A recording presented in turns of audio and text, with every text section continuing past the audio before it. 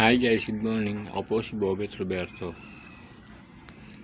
Mag-iisang taon ng stroke ngayong July 16. Sa isang taong karanasan ko po pagiging stroke ko, madali ko pong nire-recover ang katawan ko.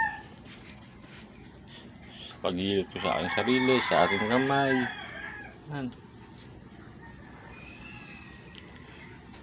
Ako po ay taga Santa Rosa, Laguna. Guys, pakikita ko po sa inyo kung paano ako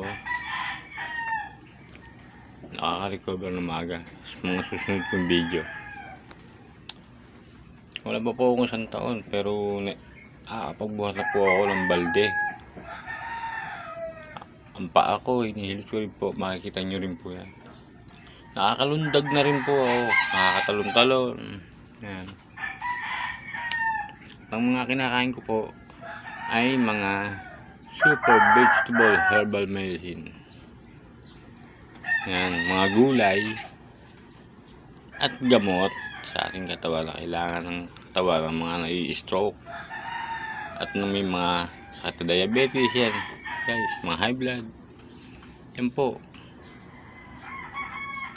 guys, paki-subscribe naman po mga ka-stroke ko. I love you sa inyong lahat. Laban lang tayo, fight lang tayo sa journey ng ating buhay ngayong tayo ay stroke na. Huwag tayong maging hopeless, huwag tayong mawala ng pag-asa. Buo pa isang kamay natin, magagamit pa natin yan para sa ating buhay. Dito po ako nakatira sa squatter na to, squatter area, pero may taniman ako dyan sa likod. Hihintay pa po ako ng relocation.